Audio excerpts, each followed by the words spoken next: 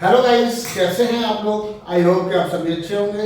मैं Pushpendra Singh Rawat, karate and martial arts coach.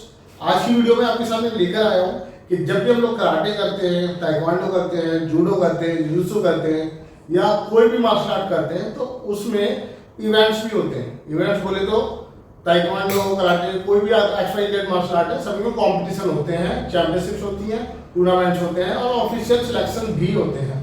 तो आज की वीडियो में मैं आपको बताने जा रहा हूं कि हम लोग किसी भी इवेंट की चैंपियनशिप्स में पार्टिसिपेट क्यों करें और क्यों ना करें, क्या नुकसान और क्या फायदे होते हैं। तो बने रहिए मेरे साथ एंड तक और ये वीडियो आपके लिए बहुत यूजफुल हो सकती है अगर आप मार्शल आर्ट्स करते हैं तो, या आपको बच्चा मार्शल आर्ट्स करता है तो चलिए शुरू करते हैं।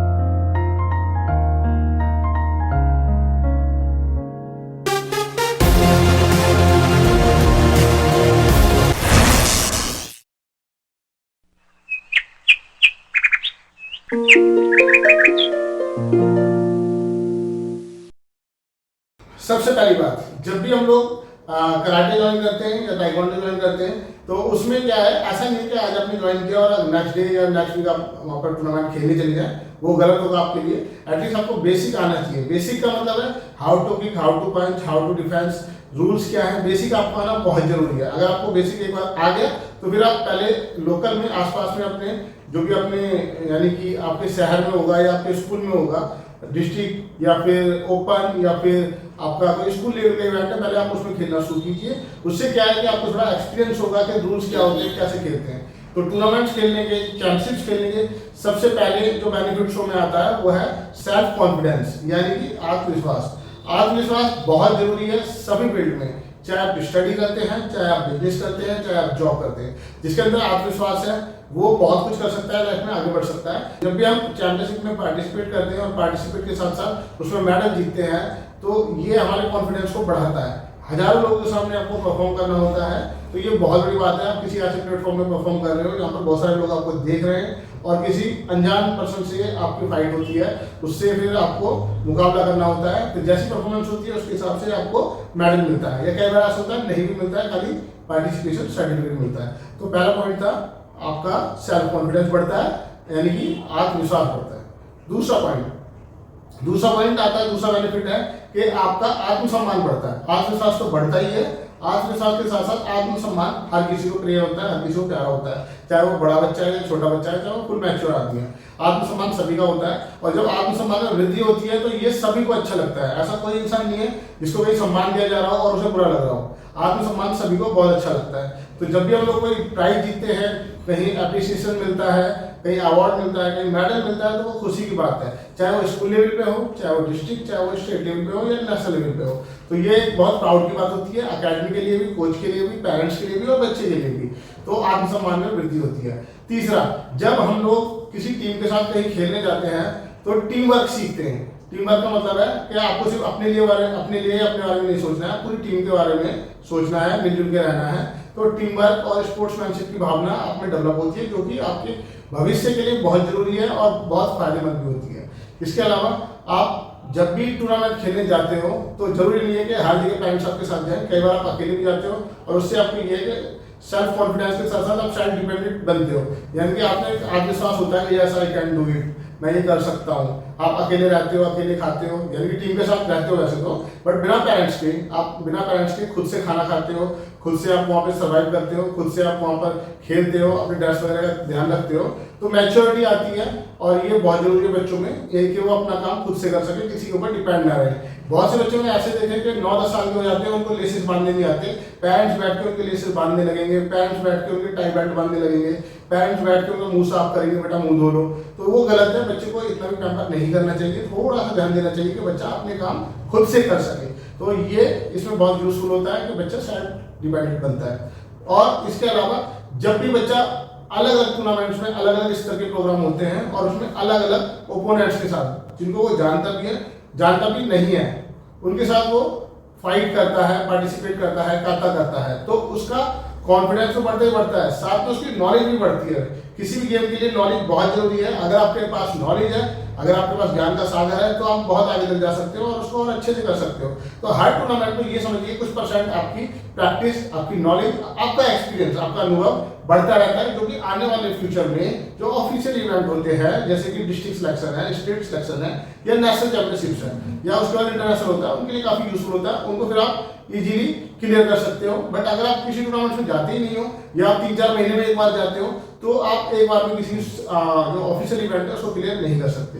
तो ये भी बहुत जरूरी है, आपकी नॉलेज अच्छी होनी चाहिए, आपके ज्ञान में वृद्धि होनी चाहिए, आपकी परफॉर्मेंस हर बार बेटर होनी चाहिए, और अपने आप को जज करना। जब भी हम लोग किसी चैंपियनशिप में पार्टिसिपेट करते हैं तो सिर्फ मेडल के लिए नहीं करते, सिर्फ अवार्ड के लिए नहीं करते, हम लोग इसलिए पार्टिसिपेट करते हैं ताकि हम अपने आप को जज कर सकें कि हमारे अंदर क्या कमियां हैं। बहुत से लोगों की ब्लॉकिंग भी होती है, बहुत से लोग अटैक नहीं कर पाते, बहुत से लोग घबरा जाते हैं, तो वो सब वहां जाके पता चलता है। आफ्टर फाइट अपने कोच के साथ बैठिए और डिस्कस कीजिए कि सर मेरे अंदर क्या क्या कमियां रह गई जिससे मैं हार गया, या मेरी परफॉर्मेंस में और 4 चांद कैसे लगे, और कैसे मैं बेटर से बेटर, बेस्ट से बेस्ट कर सकूं। तो वो आप आफ्टर टूर्नामेंट उसमें आप प्रैक्टिस कीजिए, यानी कि अपने आप को जज कीजिए, फिर अपने डोजो में, अपने क्लब में या अपनी अकेडमी में प्रैक्टिस कीजिए, अपने आप को और बेटर कीजिए। और इन सब के अलावा जब आप इतना सब कुछ करोगे तो जाहिर सी बात है आपके पास एक टारगेट भी होगा। बिना एम के जीना ऐसा होता है जैसे आप ट्रेन में तो बैठ गए हो, बस आपको ये नहीं पता आपको जाना कहाँ है, यानी कि आपको पता ही नहीं आपका डेस्टिनेशन क्या है, आपका लक्ष्य क्या है। तो जब हम लोग टूर्नामेंट खेलते हैं तो एक छोटे छोटे लक्ष्य, एक छोटे छोटे टारगेट और एम हम लोग निर्धारित कर लेते हैं कि देखो 2 महीने बाद ये टूर्नामेंट है तो उसकी हमें तैयारी करनी है, देखो 1 महीने बाद ये टूर्नामेंट है तो उसकी तैयारी करनी है। अब ऐसा नहीं है कि 2 महीने बाद टूर्नामेंट है आप आराम से सो रहे हो, घर पे पड़ गए या लेजीनेस के साथ आप जी रहे हो, ऐसा नहीं होता है। जो प्लेयर्स होते हैं वो जी तोड़ मेहनत करते हैं, बहुत मेहनत करते हैं, और जो मेहनत करते हैं तो वो मेहनत उसके लिए बहुत फायदेमंद होती है। यानी कि आप हार्ड वर्क करोगे तो ये आपके लिए अच्छा होगा। आप मेहनत करके फिर उस टूर्नामेंट के प्रति बहुत ज्यादा अपने आप को ये सीरियस दिखाओगे कि भाई मुझे इसमें मेडल जीतना है, मुझे इसमें पार्टिसिपेट करना है। तो इससे क्या है, आपके अंदर एक जज्बा पैदा होता है, एक एम क्लियर होता है कि भाई मुझे ये मेरा एम है, ये मेरा गोल है। तो एक छोटे छोटे टारगेट होते हैं वो लाइफ के बहुत सही होते हैं, क्योंकि जितने बड़े अचीवर्स हैं चाहे वो किसी भी फील्ड में है, वो अपने टारगेट बनाते हैं, उनके ऊपर प्लानिंग करते हैं, वर्क करते हैं और फिर वो अचीव करते हैं। तो आपको एम बनाना आएगा, उसको डिसाइड करके प्लानिंग करके उसको पूरा करना आएगा, और सारी चीजों को मद्देनजर रखते हुए जब आप इतनी मेहनत करोगे तो जाहिर सी बात है आप फिजिकली मेंटली स्ट्रांग होगे। यानी कि आपको जो स्ट्रेस के हार्मोन्स हैं, नेगेटिव हार्मोन्स हैं, जो टेंशन भरी लाइफ होती है क्रिकेट में, चाहे स्कूल की छोटे छोटे बच्चे हैं उनको भी होमवर्क का काफी प्रेशर होता है, और जो जॉब करते हैं उनका तो बहुत ही बुरा हाल होता है। 99% प्रेशर में जीरो होते हैं, डिप्रेशन, प्रेशर, और अचानक कुछ बुरा हो जाता है तो और ज्यादा डिप्रेशन में चले जाते हैं। तो ये डिप्रेशन, टेंशन, इन सबका चुटकी बजाते के साथ ही निकल सकते हो इसमें से, और ये हार्मोन्स खत्म हो जाते हैं, गुड हार्मोन्स जनरेट होते हैं जब आप मेहनत करते हो, हार्ड वर्क करते हो, फिजिकल वर्क करते हो अपना। तो ये बहुत जरूरी है आपके लिए। तो जब आप करोगे तो आप थोड़ा पॉजिटिव बनोगे, अच्छा सोचोगे, बॉडी में भी अच्छा फील होगा, शरीर से ताकतवर बनोगे। जब ताकतवर बनोगे मेंटली फिजिकली, तो आप टेक्निकल चीजें भी सीख चुके हो, क्योंकि आप टूर्नामेंट में पार्टिसिपेट करते हो, तो आप सेल्फ डिफेंस भी इजीली कर सकते हो। सेल्फ डिफेंस, आत्मरक्षा सिर्फ वही कर सकता है जो मेंटली और फिजिकली स्ट्रांग होगा। कमजोर आदमी कुछ नहीं कर सकता, वो जिंदगी में सर्वाइव ही नहीं कर सकता, वो दुनिया के नेगेटिव कमेंट सुनेगा, फिर उसका मोरल डाउन हो जाएगा, वो कुछ नहीं कर सकता।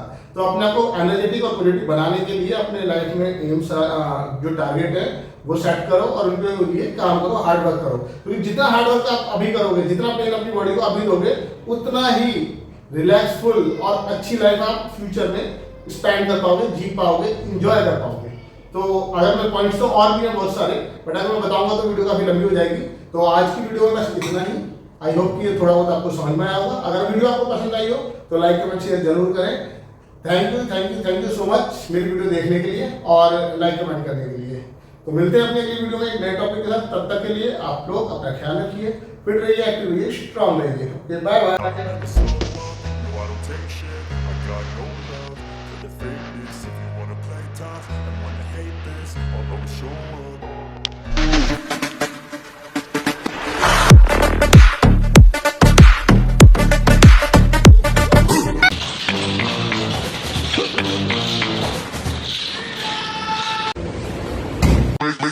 Make the ground shake.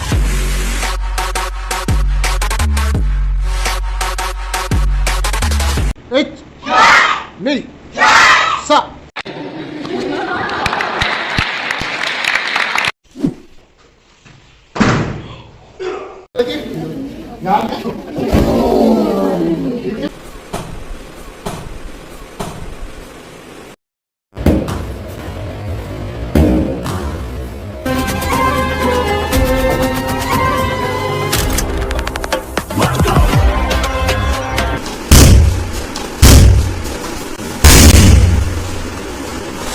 4 3 2 1 sa say